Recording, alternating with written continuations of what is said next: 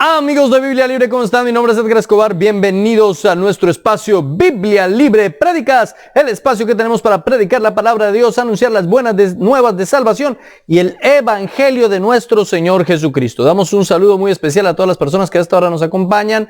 Llevamos 2 domingos sin seguir nuestro estudio sobre José, debido al viaje, a la gira que tuvimos en Colombia, donde estuvimos compartiendo la palabra de Dios, donde estuvimos anunciando el evangelio, predicando en varias congregaciones, teniendo reuniones con pastores y personas que están obviamente ligadas con el cristianismo, para poder llevar la palabra de Dios hasta el último de la tierra y, cómo no, hacerlo en mi país, en Colombia. Así que muchas gracias doy a todas las personas que aún así siguieron nuestro canal, a todas las personas que han seguido los devocionales que transmitimos también en vivo y además que retransmitimos por el canal Biblia Libre Prédicas. Muchas gracias a cada uno de ustedes, Dios los bendiga, y gracias a los que están aquí pendientes para continuar con nuestro estudio de la vida y obra de José. Hemos venido hablando del reencuentro entre José y sus hermanos y hoy vamos a la segunda parte de ese reencuentro, pero ya vamos a comenzar. Le pido por ahora que me acompañe en oración, que coloquemos todo esto en las manos del Señor, en la presencia del Señor. También le pido el favor que comparta por Messenger, por Instagram, por WhatsApp, por Facebook, por todas las redes sociales para poder llegar a más personas con la palabra del Señor. Así que ayúdeme a compartir y seguramente podemos llegar a personas que nunca han escuchado el evangelio de nuestro Señor Jesucristo. Oremos, mis amados hermanos. Amado Rey de gloria, de poder y de majestad, toda la gloria, toda la honra y toda la alabanza son para ti. Te damos muchas gracias por el privilegio y la oportunidad que nos das de compartir con nuestros hermanos aquí en Biblia Libre Prédicas. Gracias, Señor, por este privilegio. Gracias, Señor, por esta maravillosa oportunidad. Gracias por hablar a nuestras vidas. Te pedimos, Señor, que nos lleves al arrepentimiento, que nos des luz a través de tu palabra y que nos ayudes a entender lo que quieres decir para cada uno de nosotros. Tú eres un Dios soberano, tú eres un Dios poderoso, tú eres un Dios maravilloso, un Dios que enseña. Y aunque a veces pasamos estas historias de largo y estos detalles de largo, hoy, Señor, al igual que en las otras prédicas sobre la vida de José, profundizaremos un poco todo este tema para poder entender mejor lo que realmente está pasando y poderlo aplicar a nuestra vida y entender que la palabra de Dios es viva y eficaz y más cortante que toda espada de 2 filos. Ayúdanos, Señor, a entender eso. Ayúdanos, Señor, a aplicarlo en nuestra vida. Te pido que nos des luz y que nos enseñes, que salgamos diferentes de esta prédica, que podamos tener una visión más amplia de lo que realmente eres y haces tú para con nosotros. Gracias, Señor, te doy con todo el corazón, en el nombre del Padre, del Hijo y del Espíritu Santo. Amén y amén. Muy bien. El reencuentro, parte 2. Habíamos quedado en la prédica pasada en el hecho de que los hermanos de José volvieron donde su padre Jacob. Ellos llegaron con una serie de regalos de comida en primer lugar, y aparte todo lo que ellos habían pagado por la comida estaba dentro de sus propias aljabas, dentro de sus propias bolsas, y ellos regresan, pero sin Simeón. Simeón se queda con José porque era la prenda de garantía, y sin embargo ellos querían regresar por Simeón y para eso necesitaban ir por su hermano Benjamín. Sin embargo, Jacob, su padre, no lo permitió. Hasta ahí vamos. Esa es la historia. Ahí vamos con la historia. Y quiero titular a esta parte de la historia Una cena incómoda.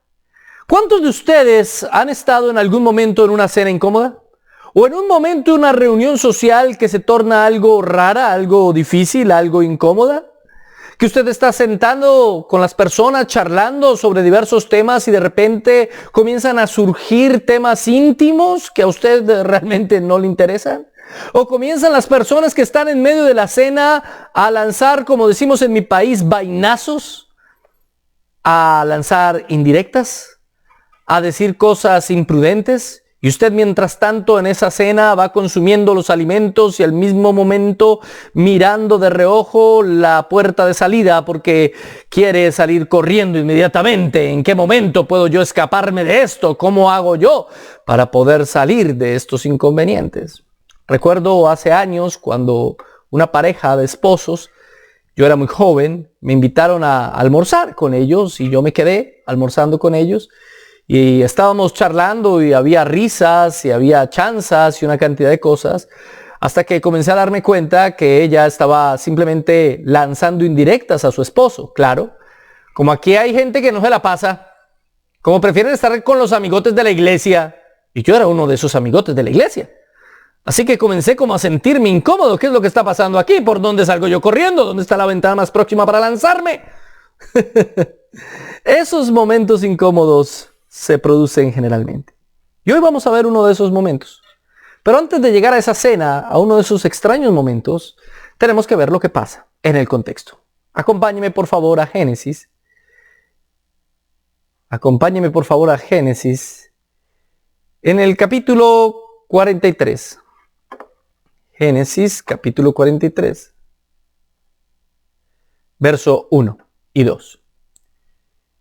Dice la palabra de Dios: el hambre era grande en la tierra, y aconteció que cuando acabaron, la palabra acabaron, ahí es el hebreo kalá, que quiere decir que ya no había absolutamente nada. No solamente que se acabaron lo que ellos habían llevado de Egipto, sino que definitivamente estaban en una crisis terrible porque ya no había que comer. Cuando acabaron de consumir el trigo que trajeron de Egipto, les dijo su padre, es decir, Jacob, hasta que llegó al límite y no aguantó más, y le dijo a sus hijos: volved a comprar para nosotros un poco de alimento. Verso 3. Respondió Judá: aquel hombre nos advirtió con ánimo resuelto: no veréis mi rostro si no traéis a vuestro hermano con vosotros. Si envías a nuestro hermano con nosotros, descenderemos y te compraremos alimento. Pero si no lo envías, no descenderemos, porque aquel hombre nos dijo: no veréis mi rostro si no traéis a vuestro hermano con vosotros.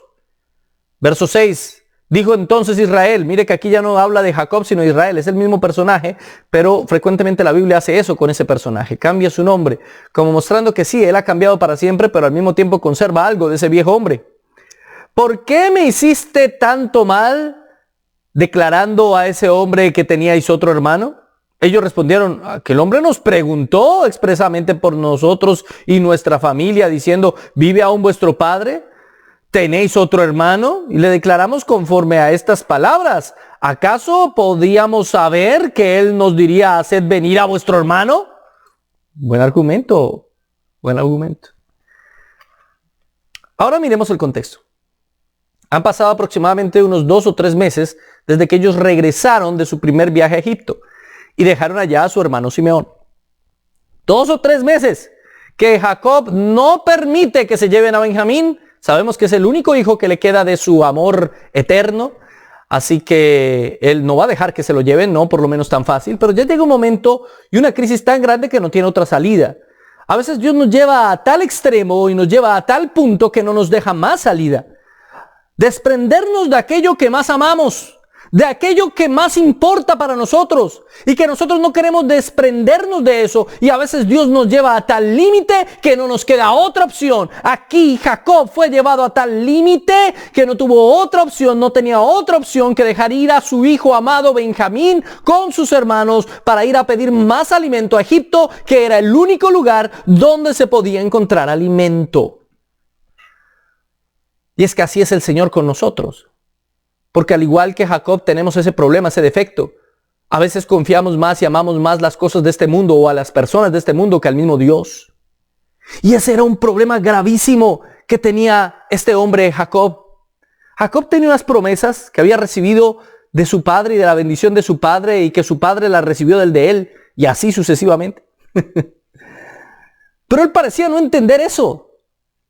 Él había sido cegado por su amor por Raquel, y ahora era cegado por su amor por José, y después de la supuesta muerte de José, era cegado por su amor hacia Benjamín. Definitivamente él tenía un amor casi tan grande como el que tenía hacia el Señor, tal vez más. Tal vez ese amor se convirtió en su ídolo. Amó tanto a esa mujer que ahora tener a los hijos de ella era como tenerla a ella. Y no le importó dejar a su hijo Simeón por allá metido meses y que se muriera si es necesario, pero no iba a dejar ir a su otro hijo, a su nuevo consentido, al que desciende del amor de su vida. Cuando hacemos eso cometemos un error. A veces juzgamos a los amigos romanistas por idólatras porque tienen figuras, imágenes, y nosotros somos tan idólatras como ellos. Idolatramos personas, tenemos amores, justificamos nuestros amores. Puede ser muy su hijo, pero por encima está el Señor. ¿Qué pasa si el Señor le reclama a su propio hijo? Ahí está la diferencia entre Jacob y Abraham. Abraham fue capaz de entregar a su propio hijo, aunque él sabía exactamente, ya vimos eso en una prédica anterior, lo que iba a pasar. Pero Jacob no. Jacob se asió de su hijo. Jacob no quería perder a su hijo ni en pos de la promesa. Él debió haber creído en la palabra del Señor y haber confiado en que el Señor le había dado una promesa a él y a su padre y su abuelo y la iba a cumplir por encima de sus propios hijos. Pero por encima de eso estuvo su amor y su cariño hacia su hijo consentido. Cuidado con tener ese tipo de amores. ¿Qué si el Señor nos pide a nuestros hijos hoy? ¿Podemos amarlos? Claro que no queremos que nada malo les pase. Claro que no. Pero ¿y qué si pasa? ¿Dejaríamos de creer en Dios? ¿Dejaríamos de confiar en el Señor? ¿Dejaríamos de tener nuestra mente y nuestra fe puesta en el Señor Rey del universo? ¿Nuestra fe depende de que las cosas salgan como queremos que salgan? ¿O realmente es incondicional? ¿Qué si el Señor te quita lo que más amas? ¿Qué es lo que más amas? ¿Tu esposa? ¿Tus hijos? ¿Tu mamá? ¿Tu papá? ¿Tus lujos? ¿Tu casa? ¿Tus títulos? ¿Tu posición social? ¿Qué es lo que más amas? ¿Y qué si el Señor te lo quita? ¿Qué si el Señor te quita todo? ¿Mueres? ¿Sabe por qué se mantuvo vivo este hombre después de la pérdida de José? Por Benjamín. Por eso no quiere dejar ir a Benjamín. Y el Señor va a tener que darle una lección tremenda a él y a sus hijos. Ahora bien, ellos cuando llegan no sabían que iban a tener una sequía de 7 años. Ellos llegan con alimento y seguramente Jacob pensó, bueno, este alimento nos va a alcanzar unos meses y después de eso seguramente cese la sequía y va a llover de nuevo y vamos a tener de nuevo alimento. Sin embargo, no fue así. Esto era largo. 7 años de sequía es mucho tiempo. Mucho tiempo. Y era voluntad de Dios, mi hermano. Era voluntad de Dios. Porque en todo esto hay un propósito. A veces los problemas y las dificultades se nos alargan. Y decimos, ¿dónde estás, Dios? ¿Qué pasa? ¿Por qué no te veo? ¿Por qué no pones tu mano, tu diestra de poder sobre mi vida? ¿Y qué si el Señor quiere mantener ese problema, esa dificultad toda nuestra vida? ¿Qué si enfrentamos una enfermedad para siempre y nunca somos sanos de ella? Sabemos que Dios puede sanarnos, pero ¿qué si Dios no quiere sanarnos? En ese tipo de cosas hay que pensar, mis hermanos queridos. Este hombre no reflexionó en cuán larga sería la sequía. Dios lo lleva al extremo y no va a tener otra opción. Seguramente Jacob oró muchas veces y dijo, Señor, no permitas que tenga que enviar a Benjamín. Señor, guárdame de enviar a Benjamín. Señor, no quiero enviar a mi hijo amado. Pero él tenía que enviar a su hijo. ¿Le suena eso parecido a algo? Él tenía que enviar a su hijo. No podía ponerse de terco. La única solución para su sequía de 7 años era enviar a su hijo. La única respuesta para que estas personas tuviesen el alimento que necesitaban era enviar a su hijo amado. No había otra respuesta, no había otra solución. Y en ese sentido, este amigo Jacob se convierte en tipo y sombra del Padre Celestial. La única respuesta para nuestra salvación es que el Padre Celestial enviara a su unigénito, a su único hijo, a su amado, que lo enviara a la muerte segura. Básicamente lo que pensaba Jacob es, si envío a Benjamín, seguramente morirá. Seguramente lo perderé. Será un dolor tan grande. Por eso él intenta por todos los medios no hacerlo. Sin embargo, así no fue nuestro Dios y Padre Celestial. Él envió a su hijo con esa misión. Precisamente por amor a nosotros. Cuán grande es el amor del Señor. ¿Quién envía a un hijo a la muerte? Una persona natural, una persona normalmente, ama a sus hijos y prefiere morir antes que enviar a su hijo a la muerte. Eso es lo normal. Claro, existen personas que tienen problemas mentales y su depravación es tan grande que incluso acaban con la vida de sus propios hijos. Pero dentro de la lógica normal humana, un padre prefiere morir antes que entregar a un hijo. ¿Lo han escuchado ustedes? Yo lo he escuchado muchas veces.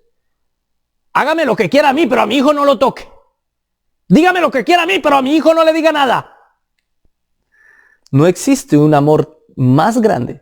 No existe algo más grande que uno pueda sacrificar que un hijo. No existe, no es posible.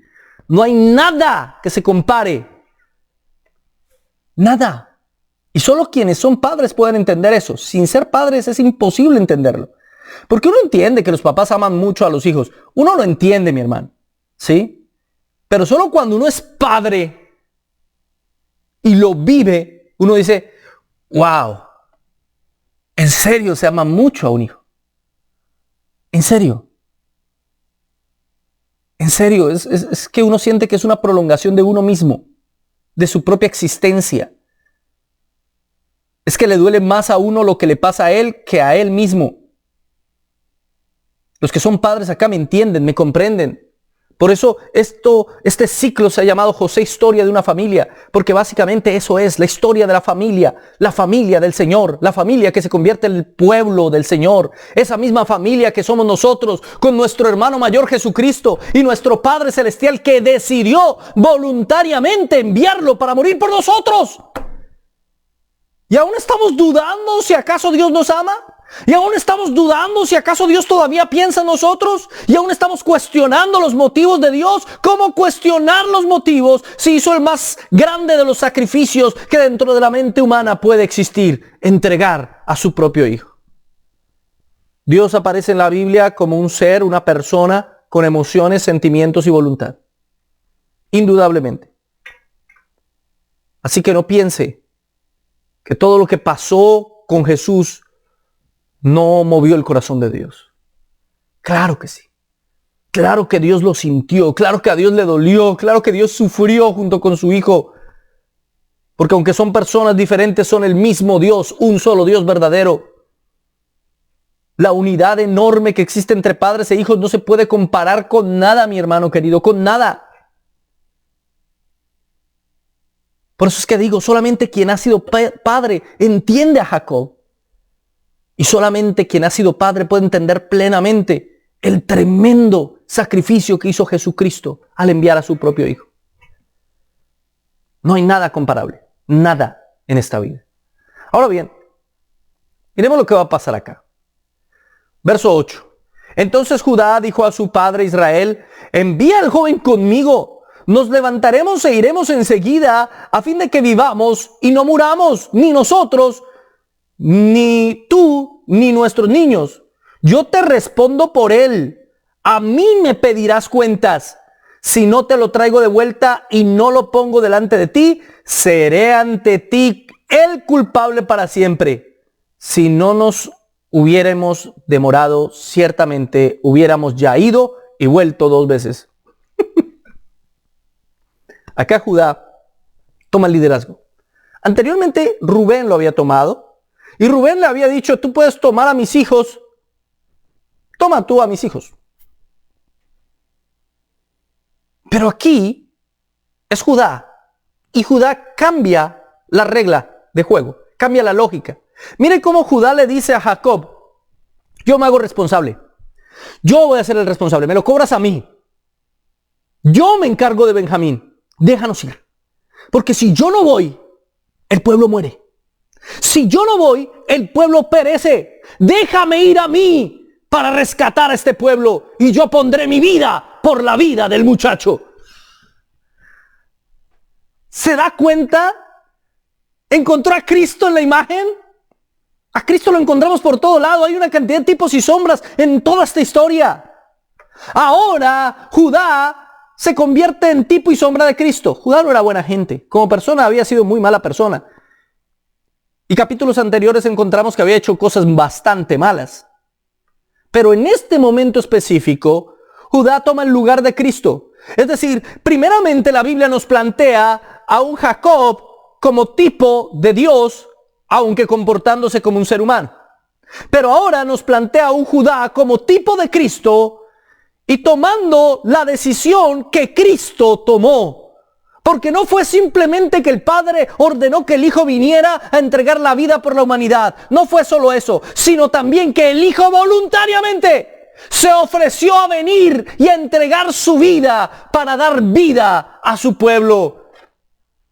Así como Judá le dice a Jacob, pongo mi vida por la vida del muchacho, yo respondo por la vida de tu hijo con solo el propósito de que el pueblo tenga vida. De la misma manera Jesucristo entregó y puso como prenda su propia vida para salvar a su pueblo. La única manera de salvar a su pueblo era entregando su propia vida. ¿No quieres entregar la vida de tu hijo consentido Benjamín? Está bien, papá, le dice Judá. Sé que la mía no te importa tanto. Te entrego la mía. Ese no es el caso de Cristo y el Padre. Obviamente el Padre tiene el unigénito. Jacob tenía 12, pero Jacob tenía privilegios y preferidos. Aquí el tipo se ve en la entrega de Judá. En cómo Judá se ofrece a sí mismo y ofrece su vida como prenda y garantía por la salvación del pueblo. Y le esgrime un argumento maravilloso. Si tú nos hubieras dejado ir hace rato, ya hubiéramos ido y vuelto 2 veces. Ya hubiéramos hecho eso hace rato. Toma la decisión. ¿Qué estás esperando? Dios nos ha traído hasta este momento, hasta este lugar. No podemos hacer otra cosa. Es la única solución. Es el único camino a seguir. ¿Qué más esperas, papá? A veces nosotros nos demoramos tanto en tomar decisiones. Y cuando la tomamos a veces es demasiado tarde. Nos demoramos tanto en tomar decisiones difíciles cuando tenemos que dejar algo. Y mientras tanto perdemos muchas otras cosas en el camino. Las decisiones hay que tomarlas a tiempo. Hay que escuchar el consejo. Y hay que tomar riesgos. Si bien es posible o era posible que Benjamín muriera, era más posible que los otros 10 hijos se murieran también, junto con Benjamín, de hambre. Así que, Jacob, te la estás jugando por muerte o muerte. O pierdes un hijo o pierdes a todos los que quedamos. Bueno, 10, no, 9, porque Simeón está por allá en Egipto. Ese está comiendo. Toma decisiones asertivas. No demores en tomarlas.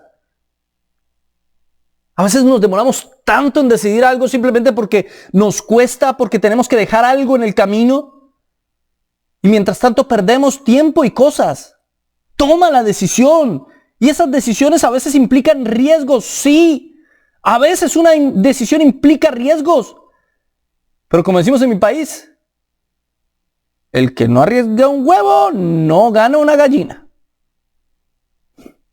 A veces hay que arriesgar cosas para obtener otras mejores.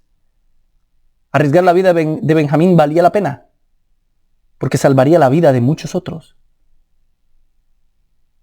Y este Samnat Panea hasta ahora había cumplido su palabra. No había nada que les hiciera dudar que iba a cumplir con su palabra. Entonces es importante, mis hermanos, tener eso en cuenta.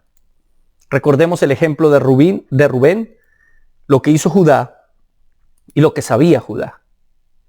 Verso 11. Entonces su padre Israel les respondió: pues que así es, hacedlo. Tomad de lo mejor de la tierra en vuestros sacos y llevad a aquel hombre un regalo, un poco de bálsamo, un poco de miel, aromas y mirra, nueces y almendras. Tomad también en vuestras manos doble cantidad de dinero y llevad así en vuestras manos el dinero devuelto en la boca de vuestros costales. Quizá fue equivocación.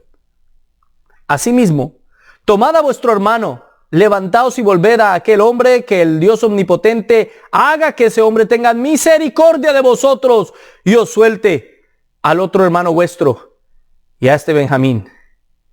Y si he de ser privado de mis hijos, que lo sea. Jacob finalmente accede, al mejor estilo de Jacob. Llévenle un poco de miel y un poco de bálsamo. No tenían mucho alimento, así que llévenle un poquito. De resto, pues van a llevarle regalos. Van a llevarle bastantes regalos. Y esto de los regalos es bastante importante. ¿Por qué? ¿Por qué lo de los regalos es importante? Bueno, mis hermanos queridos, lo que recibimos del Señor fue un regalo. El regalo que él pensaba darle a este importante hombre en Egipto no era el que él pensaba. Él estaba regalando a su hijo. Y él no lo sabía. Él pensó que daba otros regalos, pero evidentemente los mandó con otros regalos. Así como el Padre, el regalo más grande que tenemos, ¿cuál es? La salvación.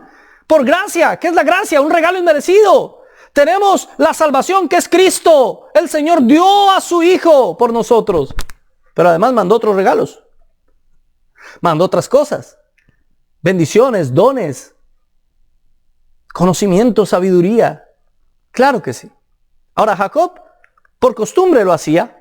Así fue como convenció a su hermano Esaú. ¿Se acuerdan? Una cantidad de regalos que le mostró. Ese era el estilo de él. Pero ahora asume, si tengo que perder a mis hijos, que los pierda. Está bien, los perderé. Llévense a su hermano entonces. A ver si ese hombre tiene misericordia de ustedes. A ver si no pierdo un hijo más. A ver si pueden rescatar al que está allá. Y los deja ir. Al mejor estilo de Jacob. Un poco de bálsamo y un poco de miel. Parece en este momento Jacob estar aceptando la voluntad de Dios. Definitivamente Dios quiere que los envíe allá. Es que ya no hay más que hacer. ¿Qué más hacemos? Ya pensamos en todas las opciones. Dios le está hablando por medio de la sequía. Dios quería que ellos fueran allá. Es más, me voy a adelantar un poquito a lo que viene en el mensaje. Dios quería que Israel viviera en Egipto y que fuesen esclavos en esa tierra, como lo fueron. Era voluntad de Dios y tenía un propósito, que ya veremos. Pero todo eso era la voluntad de Dios. Y este hombre no podía entenderlo porque para él era más importante el amor que sentía por Benjamín. No se daba cuenta de que las circunstancias eran el mensaje de Dios. La sequía, las cosas que estaban pasando, el hecho de que precisamente dejaran allá a Simeón, el hecho de que ellos hablaban de que tenían un hermano menor y de que el hombre pidiera ver a ese hermano menor, todo eso, todas esas cosas, era Dios hablándole. Y él no se dio cuenta hasta que Dios lo llevó al extremo que no tuvo otra. Dios habla por medio de las circunstancias, hermano. Dios te habla por medio de las cosas que te pasan alrededor.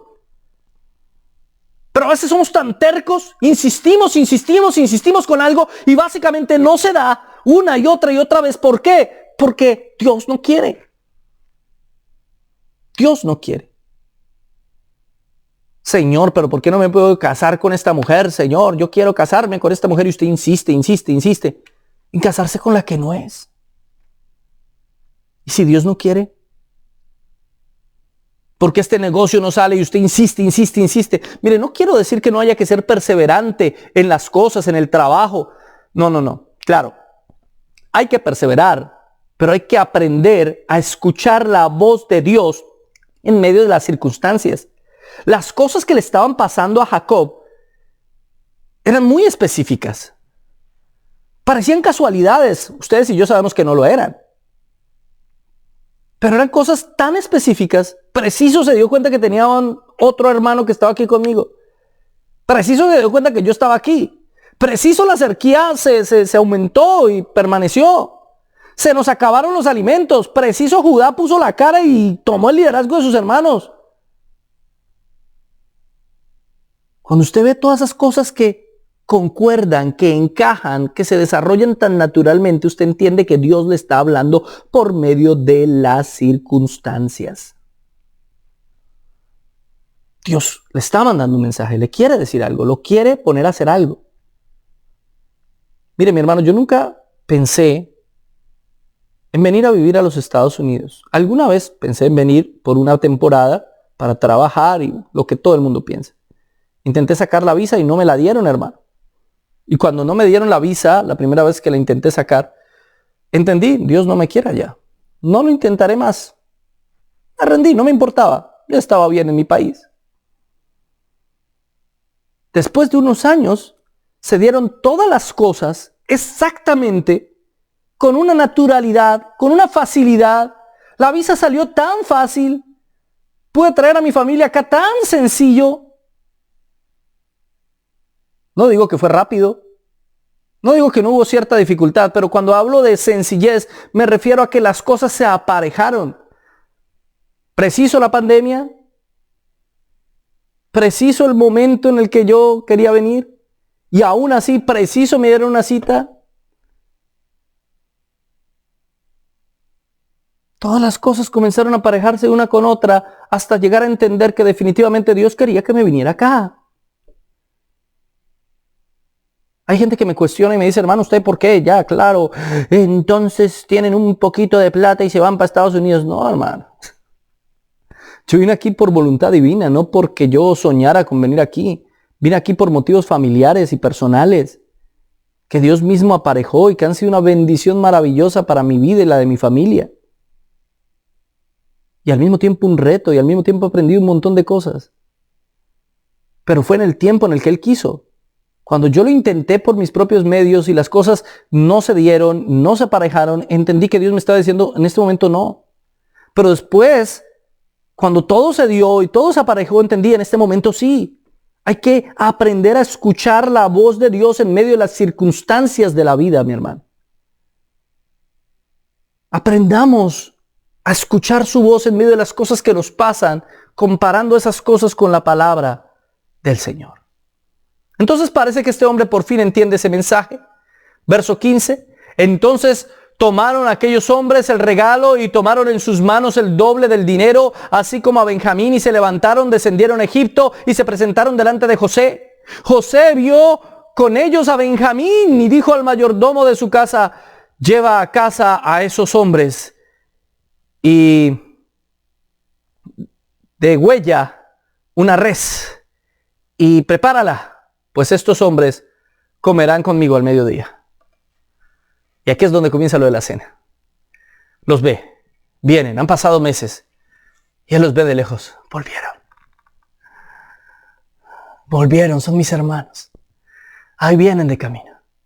Y de repente ve a Benjamín. Benjamín es especial. Porque Benjamín es su hermano de padre y madre. Él quería verlo. Y no solo era que quería verlo, es que quería usarlo. ¿Quería usarlo? Sí. Ya vamos a ver cómo lo usó. Y entonces él los ve y ve a Benjamín y, rápido, maten una res. Sí, tenían comida. Maten una res. Voy a invitar a estos a almorzar. Así que, ok, bien, vamos a hacerlo. Y miren lo que sigue diciendo la escritura. Hizo el hombre como José había dicho y llevó a los hombres a casa de José. Entonces aquellos hombres tuvieron temor porque los llevaban a casa de José.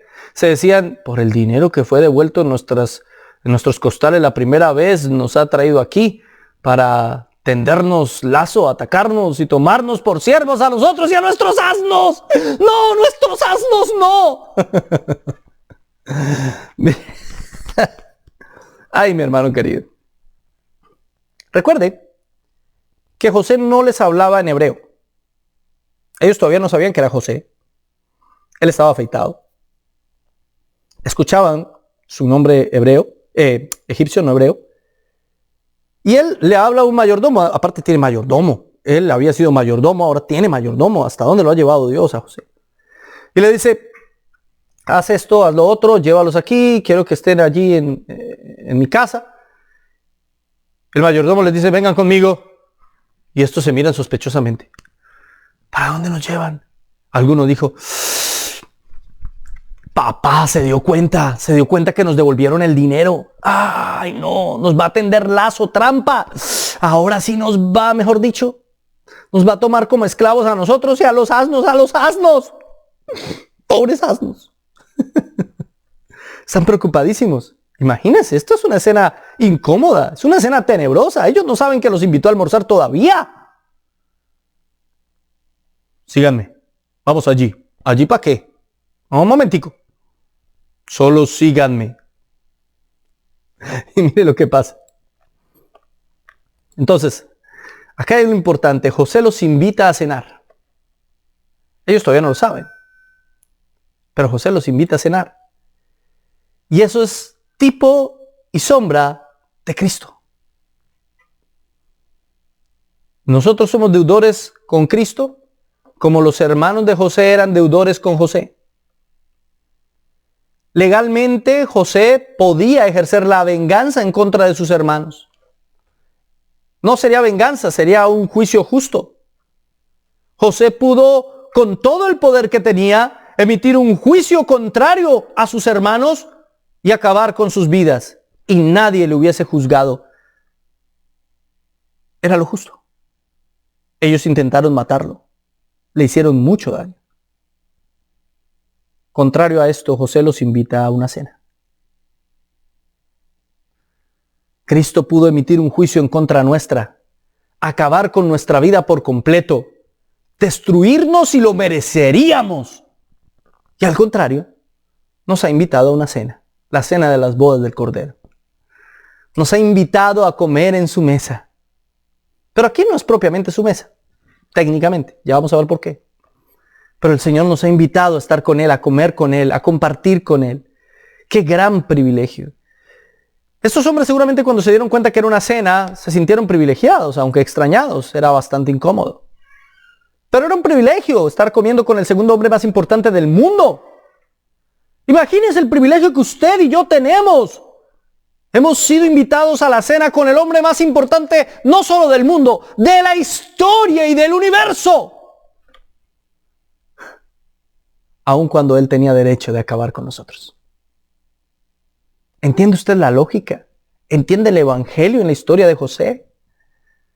Está ahí plasmado todo el tiempo, en una y otra figura, en uno y otro tipo, en uno y otro tropo, en una y otra sombra.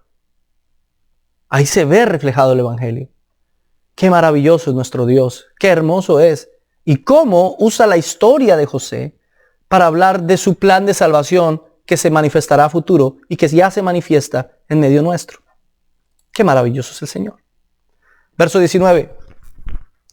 Ellos estaban preocupados y entonces se acercaron pues al mayordomo de la casa de José y le hablaron a la entrada de la casa y le dijeron: Señor nuestro, nosotros en realidad, de verdad, descendimos al principio a comprar alimentos y aconteció que cuando llegamos al mesón y abrimos nuestros costales, vimos que el dinero de cada uno estaba en la boca de su costal. Ellos decidieron confesarlo todo, o sea, nuestro dinero en su justo peso, y lo hemos vuelto a traer con nosotros. Hemos traído también en nuestras manos otro dinero para comprar alimentos. O sea, trajimos lo que ustedes por error nos dejaron en los costales y trajimos más para comprar más, ¿no? Para comprar otros alimentos. Nosotros no sabemos quién haya puesto ese dinero en nuestros costales. Él le respondió, el mayordomo le respondió: pasa a vosotros. Pasa a vosotros.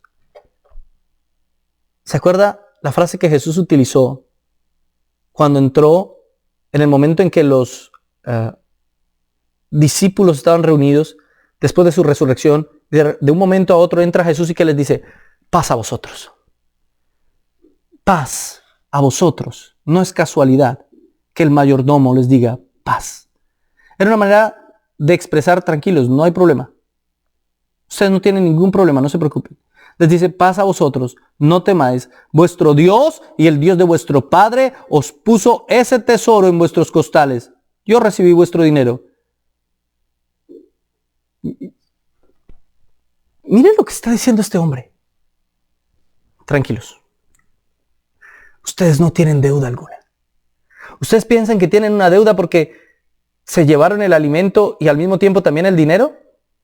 No. Ustedes no tienen deuda. Yo recibí el dinero. Yo tengo el pago de lo que ustedes se llevaron. Si les aparecieron monedas en sus costales, fue de su Dios y el Dios de sus padres el que les dio esas monedas. No yo. Yo entregué el pago. ¿Sabía el mayordomo lo que había hecho José? Posiblemente. Es posible que cuando José haya mandado que les devolvieran el dinero en los costales, pues haya sido ese mismo mayordomo el que lo haya hecho. Es posible. Y aun si no hubiese sido así, Lo cierto es que ellos no tenían deuda. Su deuda había sido pagada. Y no por ellos, porque ellos se llegaron su mismo dinero. ¿Quién pagó su deuda? José. ¿Quién pagó tu deuda? Jesús. Si bien te llevaste lo que no era tuyo y no pagaste por eso, aún así, mi querido y amado hermano, no eres deudor, porque Jesús pagó tu deuda. Ya no somos deudores con el Señor. El Señor mismo pagó la deuda por nosotros en la cruz del Calvario, muriendo por nuestros pecados, por nuestras transgresiones. Y no solamente por nuestros pecados, y no solamente muriendo por nuestras transgresiones, no solamente pagando por nuestros delitos delante del Padre, sino además bendiciéndonos con toda bendición espiritual. Toda bendición que usted tiene, toda, la que pueda llegar a tener algún día en su vida, trabajo, dinero, salud, toda bendición, ha sido un regalo del Señor, pagado en la cruz del Calvario. Las personas que reciben bendiciones en esta vida y no conocen al Señor, que reciben dinero, salud, cosas, están recibiendo algo que deben pagar, porque no lo merecen. Y si no se arrepienten de sus pecados y se humillan delante del Señor, algún día pagarán. Todo lo bueno que vivieron aquí lo tendrán que pagar en la condenación eterna, porque eso no les pertenece. Pero usted y yo no, porque el Señor también pagó por nuestras bendiciones, por nuestro alimento, por nuestra provisión, poca o mucha, pero también fue gracias al Señor que la recibimos. Es gracias al Señor que la tenemos. Él ha pagado la provisión para nosotros. No somos deudores y todas las bendiciones han sido pagadas no por nosotros, por Él. Nosotros no podemos hacer absolutamente nada. Esos pastores que te dicen que tú pagas tu bendición, esos pastores que te predican mentiras de que entre más diezmos más recibes, y entonces el que siembra cosecha, y entonces siembra dinero para cosechar dinero, y entonces si no pagas el diezmo eres un ladrón y te vas al infierno, y todas esas mentiras que te dicen son deudores. No entienden el evangelio. Yo no puedo pagar nada, porque no se trata de mí, ni mi salvación, ni mi santificación. No es que entre más dono a la iglesia o entre más dono a la obra, más bueno soy, más santo me hago. No. Esa obra es una consecuencia de algo que Dios ya ha hecho en tu corazón. Es una consecuencia de tu salvación y tu santificación, no la causa. Nuestra deuda fue pagada. Eso es lo que el mayordomo les está diciendo. Y qué impresionante lección para nosotros. ¿Sabe?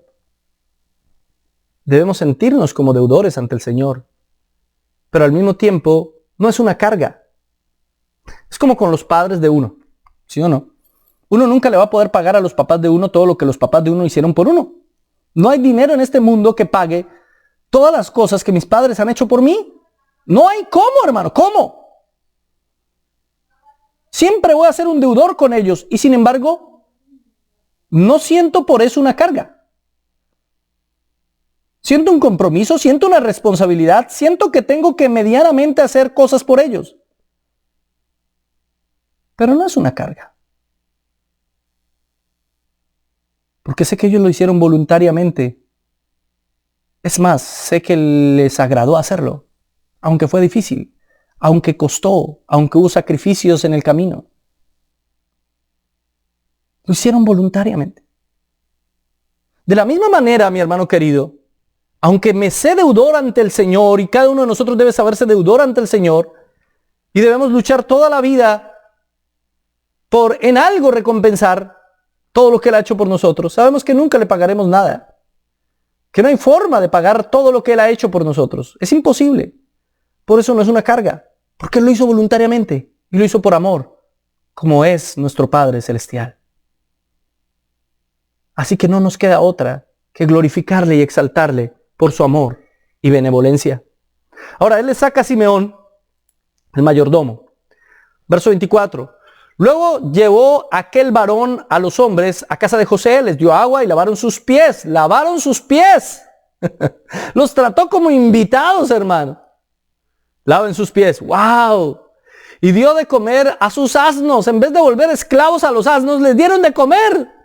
Ellos estaban angustiados, van a ser siervos a nuestros asnos. No, les dieron de comer.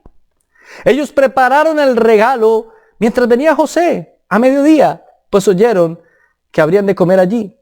Al entrar José en la casa, ellos le trajeron el regalo que habían traído consigo y se inclinaron hasta tocar tierra. Tenían que humillarse. Era demasiado poderoso este hombre. No podían estar de cualquier manera. Entonces, número 1, en vez de sentenciarlos, les lavó los pies, como hizo el Señor con nosotros, como hizo el Señor con sus discípulos. En vez de sentenciarlos, les lavó los pies. Estuvo para servirles.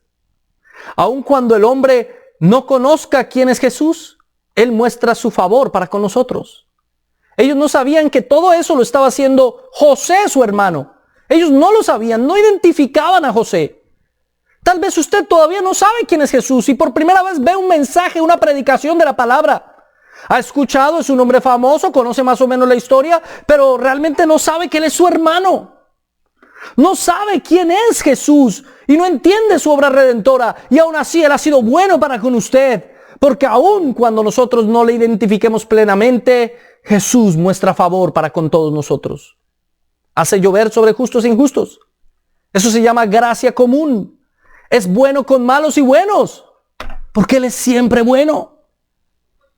Muestra su favor. Y mostró su favor para con nosotros antes de conocerlo, ¿sí o no? Antes de que usted fuera cristiano, antes de que usted aceptara al Señor, usted ya era bendecido por el Señor. Y después que usted lo aceptó y vio su vida y de cuántas cosas Dios lo había librado, usted dice, wow, qué bueno fue el Señor. Porque aún sin yo glorificarle, aún sin yo amarle, aún sin yo exaltarle, Él fue bueno y fue maravilloso y estuvo conmigo. Y me guardó para traerme en el hoy y ahora y estar como estoy. Qué bueno es el Señor. Qué maravilloso es el Señor. Ellos, entonces, no pudieron hacer otra cosa que postrarse y entregar los regalos. Y aquí sí se cumple la profecía. Lo del sueño de José, aquí sí se cumple plenamente. ¿Por qué? Porque la anterior vez, cuando ellos también se habían postrado delante de él, faltaba Benjamín. Ahora están todos. Sacaron ya a Simeón y está Benjamín. Ahora, Simeón no creo que Simeón estuviera muy feliz, ¿no? Pensé que nunca iban a venir por mí. Llevo meses aquí. Sin embargo, la Biblia no narra nada del disgusto de Simeón. Seguramente José lo había tratado muy bien, era su hermano. Y es tan maravilloso José como tipo y sombra de Cristo, que aún él estando preso y sin identificarlo todavía, José lo cuidó, lo guardó, lo protegió. ¡Qué hermoso es el Señor! Que aún siendo nosotros malos, cometiendo errores y pecados, equivocándonos una y otra vez, aún así nos cuida. Aunque a veces no le glorificamos como debiéramos, aunque a veces no somos como debiéramos, Él es fiel. Aunque nosotros somos infieles, Él es siempre fiel. Él es siempre más fiel que tú. Y Él te guarda y te cuida y te protege. Y tú ni siquiera sabes quién es. Si por primera vez ves una prédica, ves un mensaje como este, si por primera vez te unes a Biblia Libre Prédicas, quiero decirte, arrepiéntete, busca la presencia del Señor, busca el rostro del Señor, porque Él ha sido bueno contigo y tú ni siquiera te has dado cuenta. Es hora de que te des cuenta quién es. Es hora de que te des cuenta que ha sido tan bueno contigo y que tú no le has agradecido, eres un desagradecido, porque ni siquiera sabes que ha sido Él el que lo ha hecho. Como Simeón no sabía que había sido su hermano José el que le había cuidado durante meses. Como estos hombres no sabían que era su hermano José el que les había preparado una cena. El que les había lavado los pies. El que había perdonado su vida. Y todo por amor, ¿no? Este hombre José ama a sus hermanos. O sea, realmente hay un amor de José hacia sus hermanos.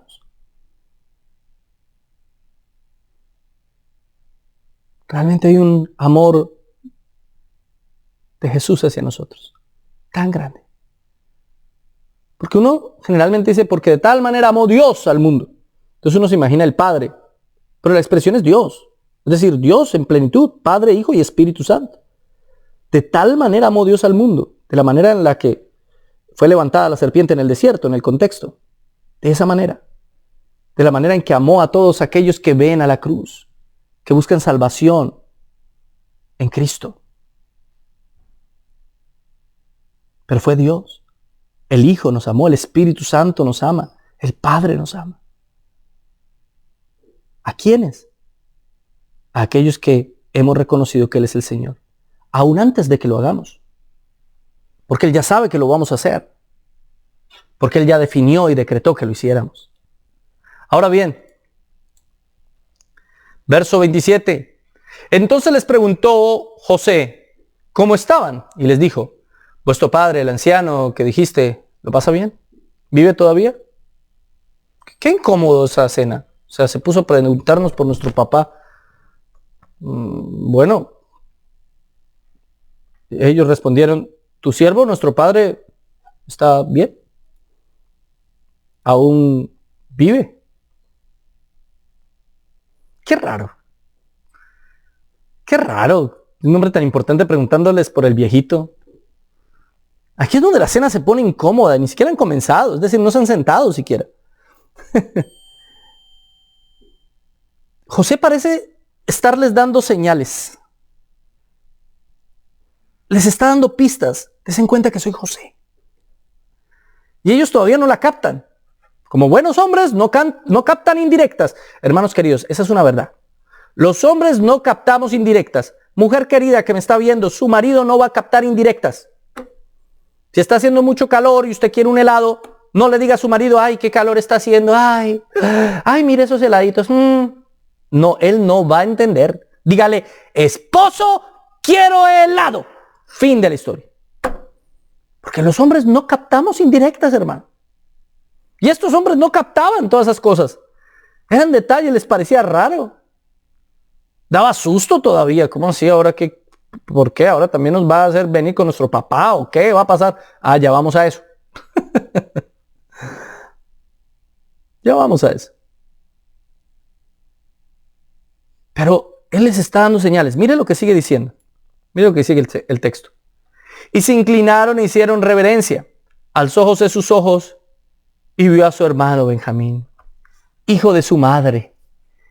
Y dijo, este es vuestro hermano menor, de quien me hablasteis. Recuerde que él todo el tiempo está hablando en egipcio. Él tiene ese al mayordomo que le traduce para que ellos no se den cuenta. ¿Sí? Y añadió, Dios tenga misericordia de ti, hijo mío. Entonces se apresuró, porque se conmovieron sus entrañas, y a causa de su hermano, y buscó dónde llorar, y entró en su habitación y lloró allí.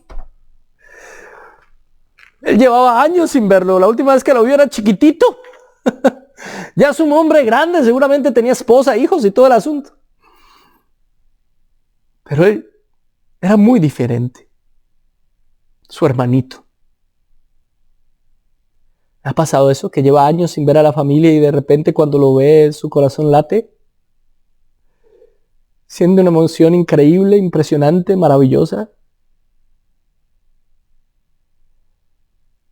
Eso le enseña a usted a valorar más a su familia, a amarlos más.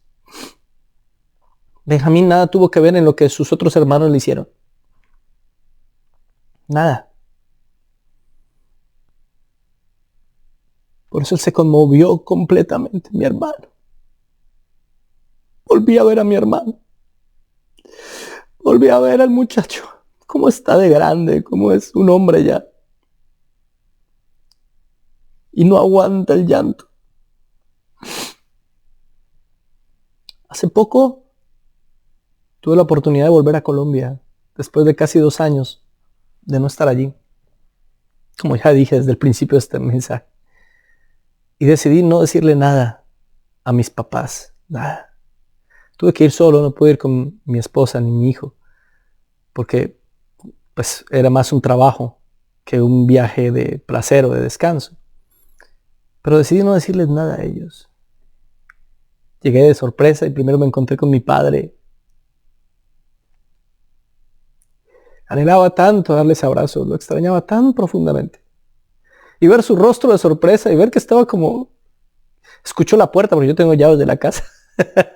Escuchó la puerta y se extrañó e intentó asomarse sigilosamente, ¿no? Ahí sea que quién sabe quién haya entrado. Después me vio y se sorprendió. Lo mismo pasó con mi madre. Yo estaba sentado esperando que ella entrara. Mi papá ya estaba ahí, no le habíamos dicho nada. Y cuando entra y me ve, pegó el grito y casi que se devuelve. Y luego fuimos y nos abrazamos profundamente. Porque cuando llevas tiempo, es decir, yo apenas llevaba 2 años casi sin verlos. Imagínese este José. Lleva muchos años sin ver a Benjamín. Su corazón se vuelve pedazos, no aguanta más.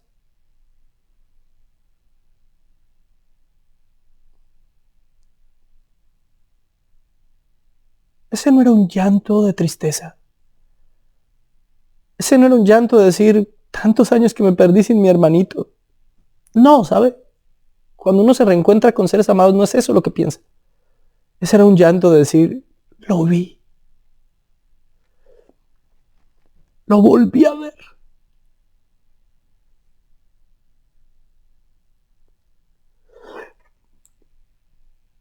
Lo volví a ver.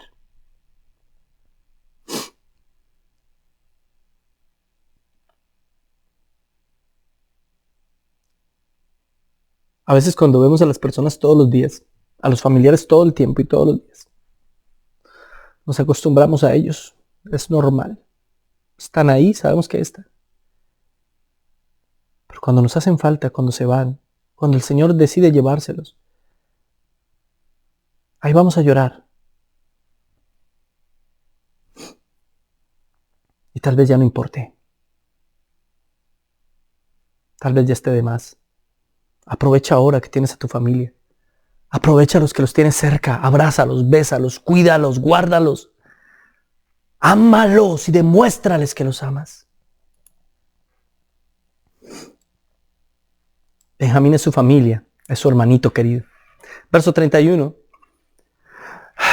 Cuando pudo contener el llanto como yo, así, lavó su rostro. ¿Por qué lavó su rostro? Porque esos egipcios usaban una cantidad de maquillaje, hermano. Él se recorrió la pestañina. Eso es obvio. ¿Sí? Tuvo que maquillarse otra vez. Lavó su rostro. Salió y dijo, servid la comida. Sirvieron para él aparte y separadamente para ellos y aparte para los egipcios que comían con él.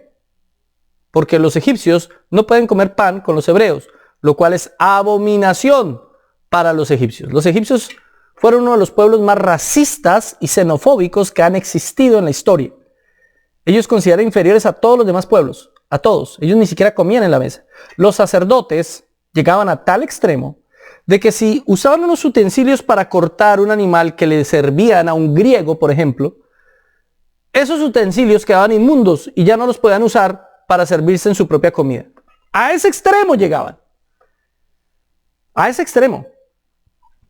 Una cosa impresionante. Ahora, recuerde, José está casado con la hija de un sacerdote. Seguramente ha tenido ese tipo de problemas. Él de hecho come aparte que los otros egipcios. Todos comían aparentemente en el mismo lugar, pero en diferente mesa. Ahora, los egipcios sí comían en mesas. Ellos no comían en el piso como los hebreos. Ellos comían en mesas y parece que tenían sillas. Los egipcios sí.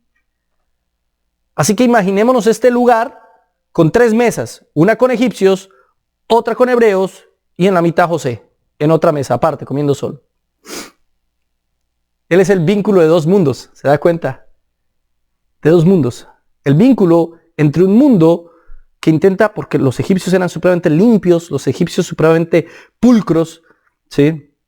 Se consideraban dentro de su lógica como un pueblo superior a los demás. Sin embargo, eran corrompidos y eran pecadores y no adoraban al Señor. En el otro lado estaba el pueblo del Señor. Escogidos, pecadores también, pero escogidos. Y el vínculo entre los que son pueblo del Señor y los que no son pueblo del Señor, entre el mundo y el reino, es José. Así como Cristo es el vínculo entre el mundo y el reino, entre las cosas de este mundo y las cosas celestiales. Es esa simbología que aparece aquí. Era necesario todo esto. Porque era necesaria la esclavitud de los israelitas en Egipto.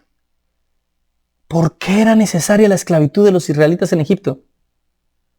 Porque de lo contrario, los israelitas se hubieran mezclado con los pueblos cananeos, como ya estaba pasando, y habían tenido varios problemas. Habían habido muchos problemas ahí entre ellos. Problemas que después, cuando ellos regresan, van a volverse a presentar. Así que era necesario que ellos pasaran un buen tiempo como esclavos, con un pueblo con el que no se iban a mezclar. Porque como eran tan racistas y tan xenofóbicos los egipcios, no se iban a mezclar con los hebreos. Así que el Señor ha estado guardando a su pueblo.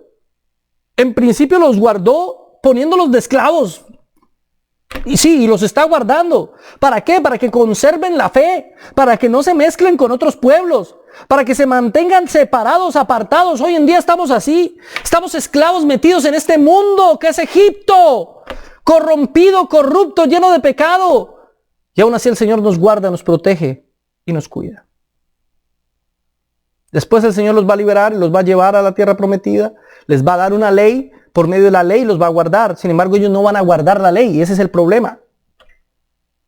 Pero todo, desde el principio, incluido esto de ser esclavos en Egipto, tiene como propósito guardar al pueblo como un pueblo separado a los demás pueblos, escogido por Dios para que sea su pueblo.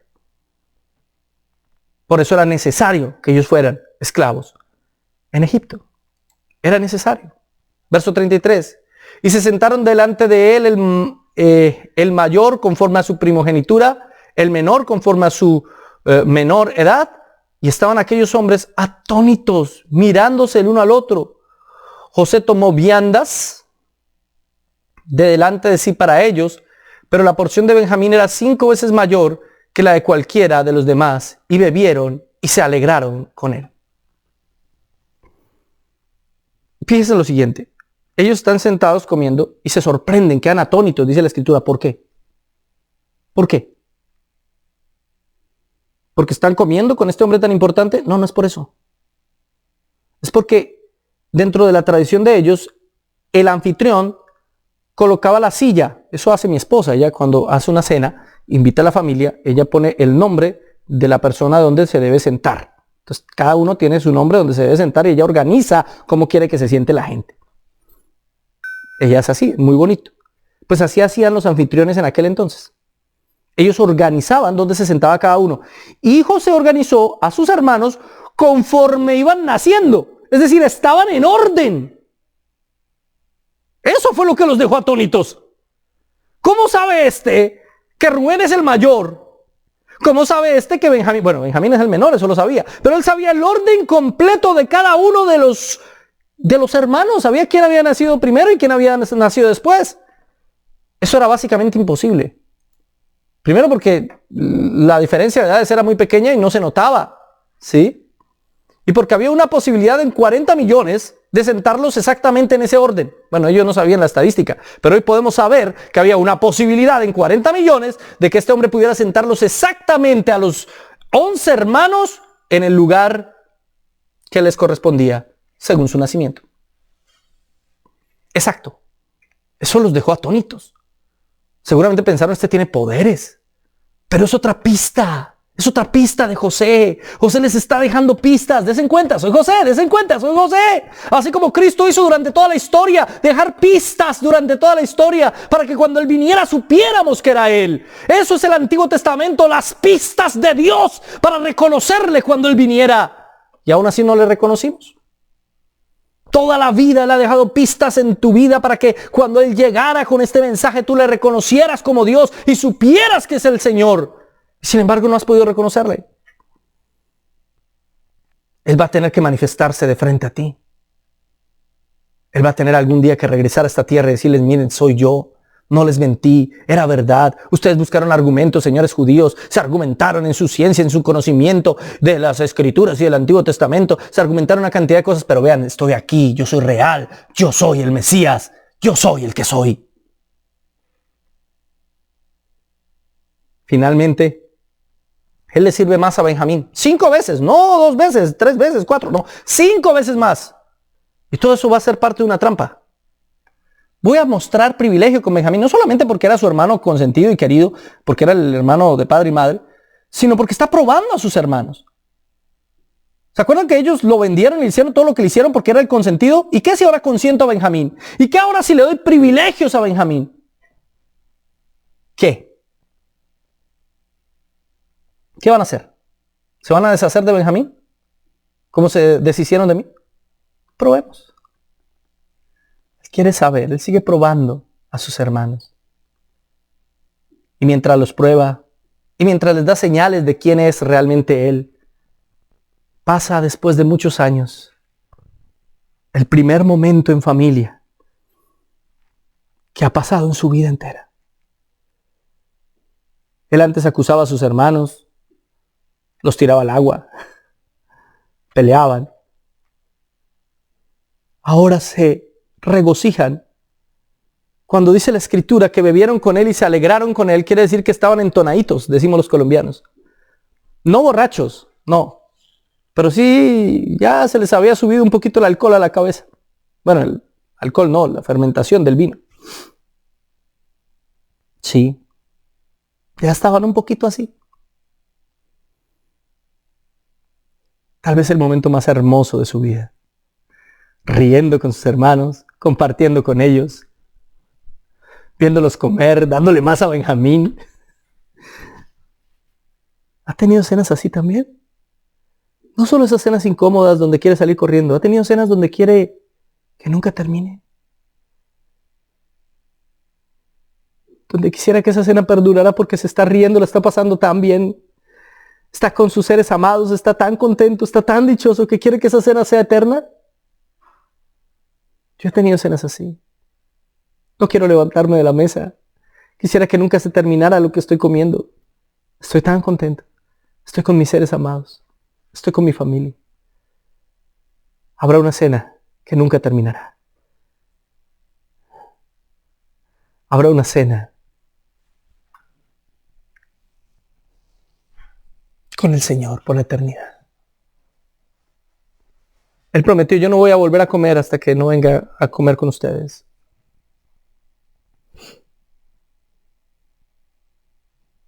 Esto es tipo de esa cena.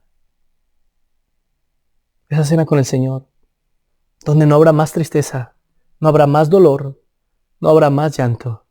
Nos alegraremos porque estaremos llenos del Espíritu de Dios y nos gozaremos con nuestro Señor. Si usted entiende eso, haga esta oración junto conmigo. Amado Señor, te doy muchas gracias por este mensaje. Gracias por el tiempo que nos has permitido. Ayúdanos a entender cada detalle, cada lección, cada enseñanza que este capítulo conlleva.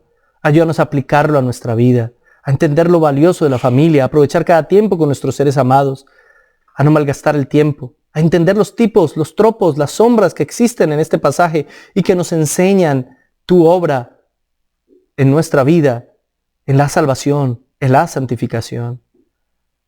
Ayúdanos a entender, Señor, que está preparándose una maravillosa cena, un maravilloso banquete. Y no es literalmente un banquete, es más bien un compartimento. Un momento en que estaremos contigo en familia, con nuestra familia, la familia de Dios, la iglesia, compartiendo las bodas más hermosas que jamás se han visto. Gozosos, felices, porque ya no habrá más llanto, porque ya no habrá más dolor. Gracias, Señor, te doy con todo mi corazón. En el nombre del Padre, del Hijo y del Espíritu Santo. Amén y amén. Dios les bendiga, Dios les guarde. Muchas gracias por haber estado con nosotros. Les recuerdo, mis hermanos queridos, que hoy al mediodía, hora colombiana, tendremos el noticiero de Biblia Libre con las mejores y las peores noticias del mundo cristiano en la actualidad. Viene recargadísimo. Compártalo, suscríbase, dele like, ayúdenos, hermano, a llegar a más personas. Si usted no hace parte de Patreon, si quiere colaborarnos como patrocinador, hágase parte de Patreons, busque Patreons y ahí busca Biblia Libre y usted se hace patrocinador y nos apoya para poder llevar la palabra. Si pudimos estar en Colombia fue gracias a esos patrocinadores. Si pudimos comenzar a inaugurar nuevas obras en diferentes países fue gracias a ustedes como patrocinadores. Gracias, mis hermanos queridos, por su trabajo, por su esfuerzo, por su apoyo. Dios los bendiga, Dios los guarde y nos vemos la próxima semana, porque ya vamos terminando este ciclo y comenzaremos uno nuevo. La próxima semana aquí en José, una historia de familia, en Biblia Libre Prédicas.